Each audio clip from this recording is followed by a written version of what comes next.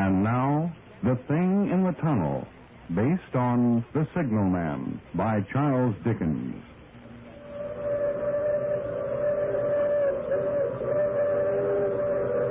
Listen. That's the long, moaning whistle of the Through Express, wailing through the lonesome night, crying like a lost and angry soul in the mountains. Listen. I've heard that mournful crying for 10 years. And each time it reminds me of McGregor. Yeah? It reminds me of McGregor. My name's Kelsey, Howard Kelsey. I live out here solitary and alone because I like it. I hear nothing but the wind, and the passenger and freight trains roaring through the canyons and the arroyos of the Clearwater Range, and, of course, myself. I'm a lonely man, sure. I got too many memories. There she comes. I'm through the tunnel now. The Statesman Express. 12-car Pullman roaring like a blast of thunder for home. Ah, McGregor. McGregor, are you flagging her through once more?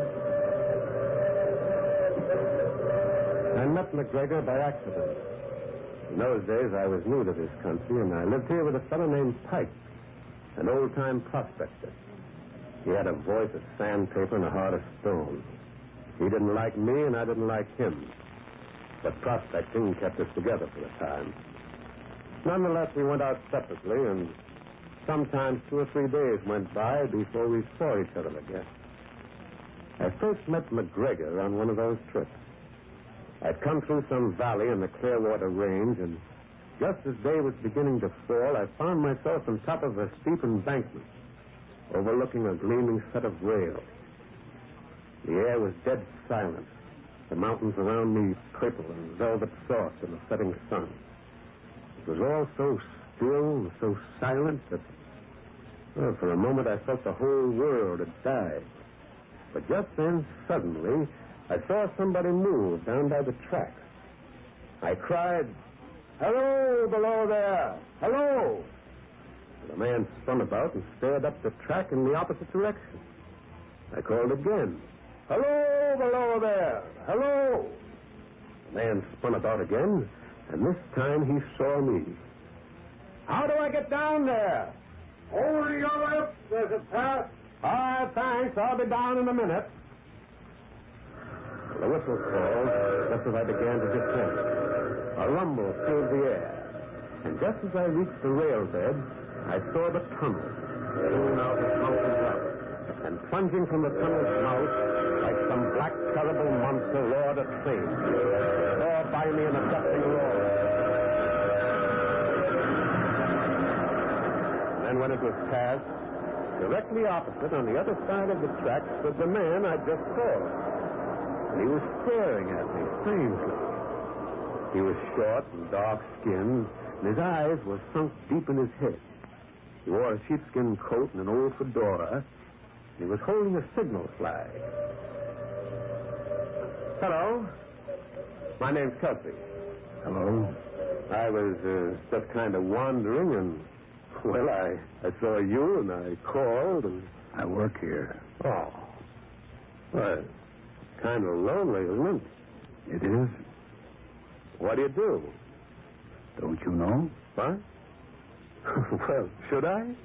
Oh, the flag. Signalman, huh? And telegrapher. I see. Say, look, if I'm breaking any regulation by being here, I mean, well, you look as if I was thinking that maybe I've seen you before. Where? Over there. By the tunnel now? Yes. Oh, good Lord, man, I've never seen it before. I didn't even know you had a tunnel here. Well, don't you believe me? I think so. My name is McGregor. I'm glad to meet you, McGregor. My signal shack's just down the road. I've got some coffee inside. I'd be glad to share some. Like you said, it's lonely here. Very lonely.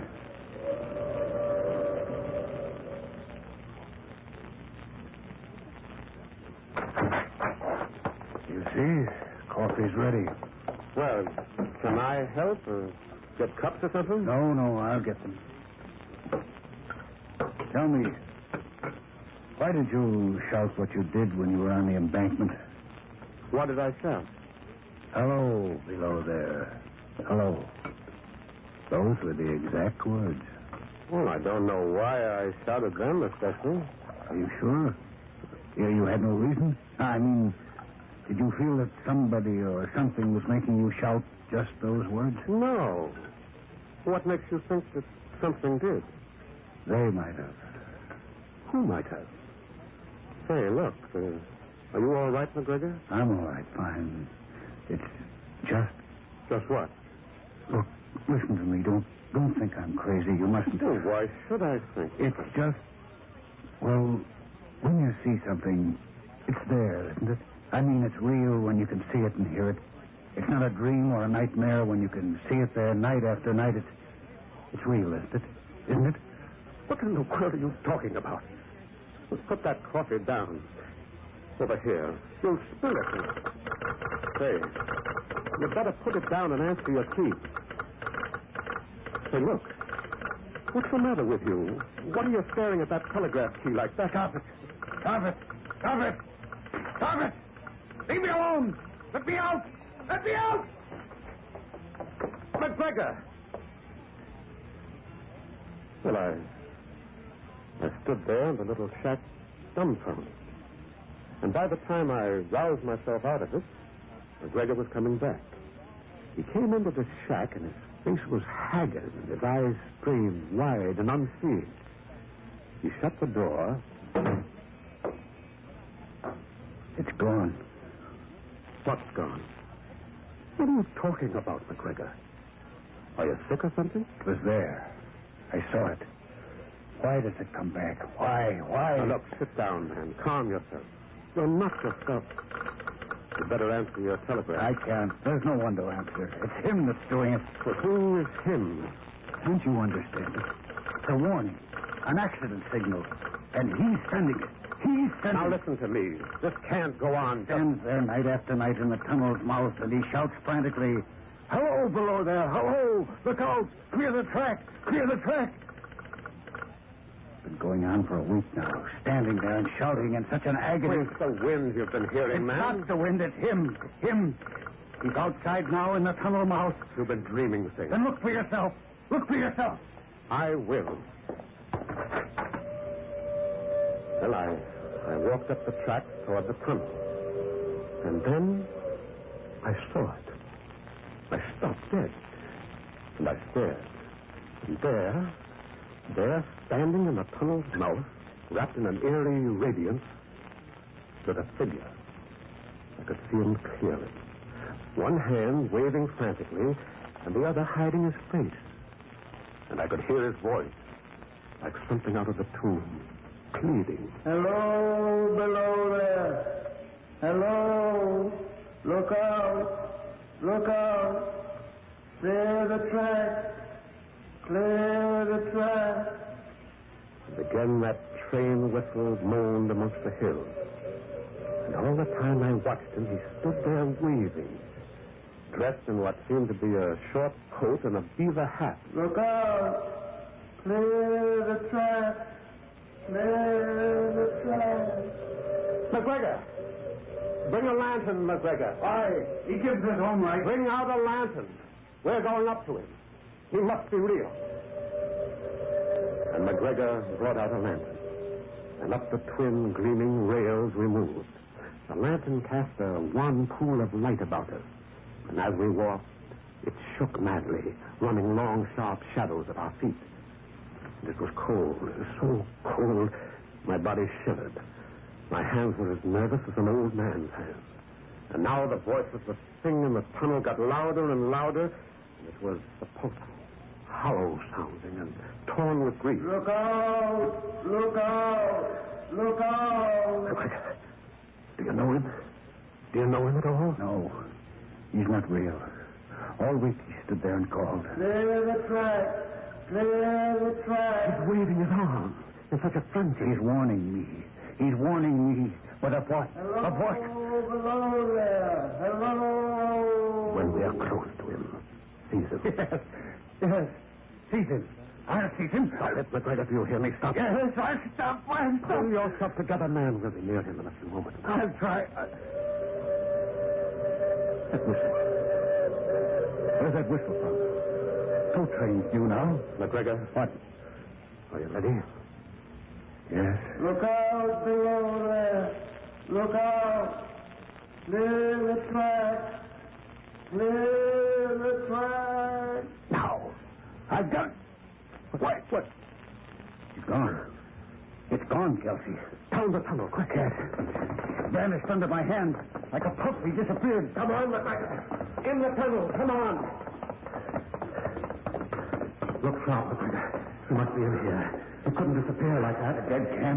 The dead can. Stop it, McGregor. Now look about you. You see anything? You won't find him. You won't. He's not real. You won't find him. You won't. He's dead. He's a ghost, a specter, a vision of death. He's the dead trying to warn me. But of what? Tell me of what? Of what? Of what? And we did not find the thing in the tunnel. After a while, we went back to the signal shack. McGregor, I said. Yes. How long have you worked here? Some 6 months. Why? What brought you to this? I needed a job, and there was one here. The other signalman before me was killed. Killed? Yes, a train caught him. Captain Beaver, that was his name. What? Eh? What was his name? Captain Beaver. That's what they called him on account... What's the matter? Didn't you notice, McGregor? Notice what? His hat. The thing's hat. What about... Kelsey, yes, McGregor. It was a beaver hat. A beaver. He's there again. I'm going outside. Wait, the lantern. I want to see it. Hello below there. Hello. Clear the track. Clear the track. Look, McGregor. Look, his hat. It is, Beaver. I never noticed. Look out. Look out. Then it's him. The other signalman come back from the dead. But why? Why? What's he trying to warn me of? Tell me, Kelsey. Tell me. What is the dead trying to say?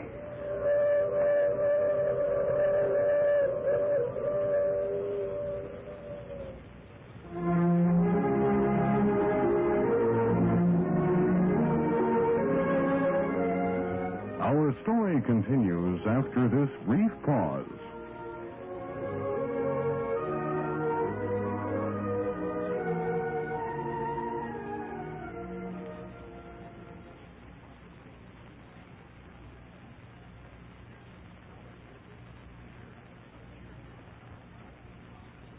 And now, back to today's short story. At dawn, McGregor's relief came. A young, sullen-looking boy named Carter. They both used a sleeping shack a few hundred yards away from their station, and it was to this shack that McGregor took me. But after a while, I fell asleep for, I don't know how long, until... Kelsey. Kelsey. Wake up. It's time. Wake up. What? Oh, what is it? What's the matter? It's time for me to go on. Oh, I feel as if I only just fell asleep. You can stay here if you want to. No, I want to go alone. Well, there's the 9 o'clock express coming through. We better go then. We left soon after, and when we reached the embankment, evening was coming down. And with each step, I felt my heart thudding. The question loomed in my mind like a flame. Was the thing in the tunnel mouth? Was it there? The evening express streamed again through the hills, and its pitch suddenly seemed listless in a tense agony. And when we reached the track, my eyes were stained with staring. Well, we went up to the shack. Inside, we asked Carter if anything had happened while he was on. Nope, he said, as dull as ever. He shook himself into a heavy Mackinaw and said so long and walked out. We heard his footsteps fading. We listened to them as if they were the last living sounds we'd ever hear. And then they were gone. And we stood in the shack, hearing only the whistle of the express coming down the hill. Maybe he won't come tonight. Maybe the thing's left us at last. Maybe. I've dreamed about that all day. Maybe he's given up and I won't ever hear or see him again. Even though you think it's trying to warn you or something? Of what? Of what? What's there to be warned of for a whole week? Maybe it's all a lark, a joke. A dead man's joke. Take it easy, McGregor. Tell me, Kelsey, please tell me. Am I going crazy? Maybe I'm seeing and hearing all this in my own brain. I can't tell anymore. I can't. I'm so tired. Leave present to escape, to forget. If I am going crazy... McGregor, stop it. If you're mad, then so am I. I've seen the thing. Then what does it want? What does it want? There, it's him. It's him again. He's outside. He's come back. McGregor. I raced out after him. He was standing there between the glistening rails. And in the tunnel mouth, wrapped in its unearthly radiance, stood the thing, waving and crawling. Clear the tracks. Clear the tracks. And then I became aware of the faint rumble of a train. The express. McGregor, get off the track. Get off the track. Clear the tracks. Clear the tracks. I seized McGregor and I pulled him off. And it was just in time. Like an incredible, fiery-eyed monster, the express engine roared out of the tunnel mouth.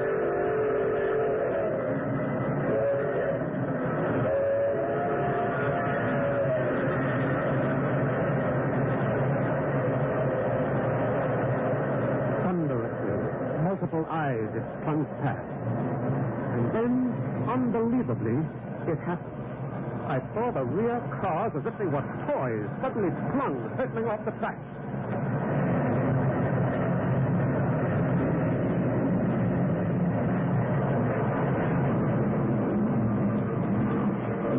A fearful grinding and crashing filled the air. And along the embankment there was a turmoil of twisted steel and fire. A sheet of flame leapt up. Smoke poured in billowing clouds from the terrible wreckage.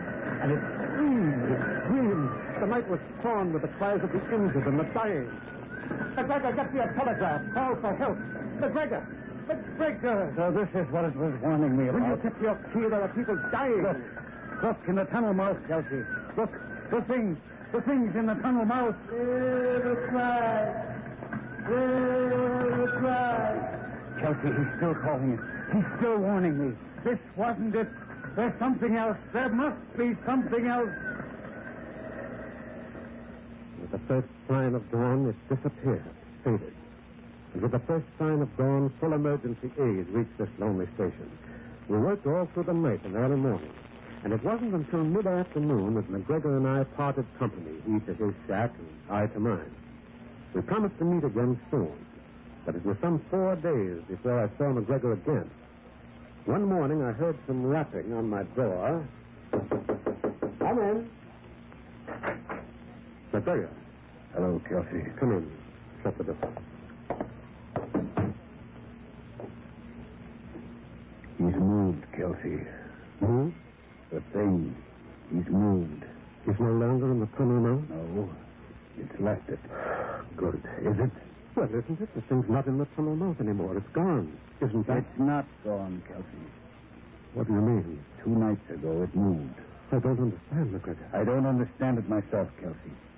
But 2 nights ago, it wasn't in the tunnel mouth. It appeared further down the tracks. You mean? I mean it appeared closer to me. And it waved and called to me from its new position. Last night, it appeared even nearer in another position. But why? Can't you understand why? It's frantic, Kelsey. Frantic. It can't get me to understand what it wants to warn me of from the tunnel mouth, so it's coming closer. Maybe its time is running out, getting shorter. Shorter. Well, maybe it was only an illusion. Is the thing itself an illusion? Oh, I tell you, it's trying to reach me to tell me something, Kelsey. You mustn't go back. That's just it. I mustn't stay away. I mustn't. You've got to stay away. Can't you see? Maybe what it wants to tell me will ease it. Maybe it's an anguished, damned soul, and I can free it. I don't know. Maybe it's about a different accident. Or what? Or maybe it's about myself. Maybe it's a message to me alone. Maybe that signalman's come back from the grave just for me. I can't go away. I can't. I've got to wait until it reaches me, until I understand, until I know. And in the falling dusk, we came down the embankment. hearing at the same time the first signalings of the Northwest Limited distinctly, winding through the Clearwater range. We relieved Carter, and after he had gone, we sat down in the shack. Somehow, this night felt uniquely strange. Later on, I knew why. Kelsey, I have a brother back east. Huh? If anything should happen, let him know. I'll write his address. Now, stop that nonsense, McGregor. It's not nonsense. I feel it tonight. There's something... You let him know, please. You will, won't you? Well, this is foolish. All right, I will. But nothing's going to happen. That's the statement. From the canyon now. I wish I were on it. Going past, never stopping. I wish... Kelsey. Yes? Why don't the dead lie still? Haven't they had enough of living?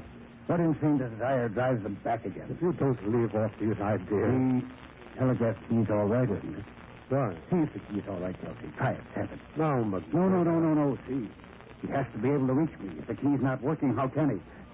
Tap it. Well, all right. There. It's fine. It works fine. And that's strange. Where is he? Where are you going? Outside. I've got to see. Now, will you please, Tom? Something wrong, I know. I've got to reach. I've got to... McGregor! McGregor, the key. Captain Beaver, where are you? The guy, McGregor, where are you, Signal? He was calling the thing. And all at once, I was seized with terror. I ran out. There in the moonless night, I saw McGregor walking up the tracks, moving slowly, calling, walking like a lonely, bewildered hunter in the immense starry night of the mountains. Where are you, Captain Beaver? I'm coming. Where are you? But something was wrong, because the thing was not visible. Even McGregor was aware of it. He halted uncertainly for a moment, his head turning in all directions. And to find me, Captain Beaver, McGregor, looking for you. Is something wrong? Tell me. What should I do? Tell me. The plane, McGregor! The plane! And then suddenly, as if it were a trick of magic, the air flared luridly beside McGregor and the thing stood there. Captain Beaver, I'm here. What is it? Tell me. What are you trying to tell me? Look out.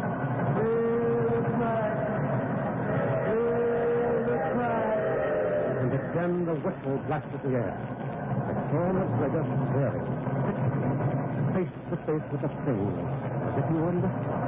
I saw the thing waving and shouting. All at once, I did not hear its words. And I knew that it was speaking to McGregor. Now I know what the thing was trying to warn McGregor of. And McGregor knew it, too. He found it out too late. The train and his own death. I saw McGregor's face, contort with horror, as he listened to the thing. And then suddenly he spun around, staring wild with fear at the tunnel. And plunging, like a cyclopean-eyed monster, the train roared down. The whole picture in that moment burned into my brain. The thunderous locomotive, McGregor transfixed with horror, and the eerie, gesticulating thing. And then the engine was upon it.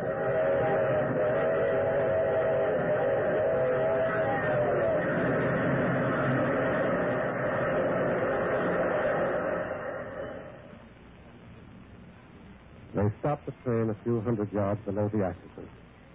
But there was nothing much to find, and less to recognize. I stood unmoving for a while. This was what the thing had tried to warn McGregor of. This. His own death. The kind of accident that had occurred to the thing itself once upon a time. I remember still the last time I saw it. It stood where the train had struck McGregor down, wrapped in its own radiance, holding its bowed head in its hand as if weeping, grieving that its warning had so tragically failed. Listen to it. Listen to it. Forlorn and sad. Go ahead. Blow, engineer. Lo, lament for McGregor. Sorrow for McGregor. Even the dead, the ghost of Captain Beaver, grieves.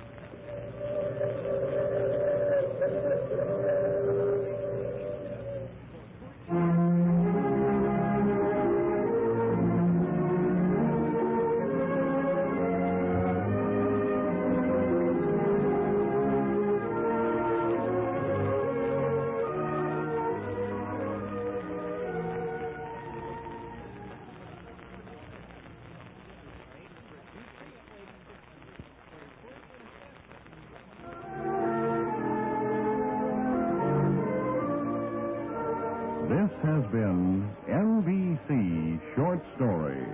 Today, The Thing in the Tunnel, based on The Signal Man by Charles Dickens. Join us again next time when NBC presents Short Story.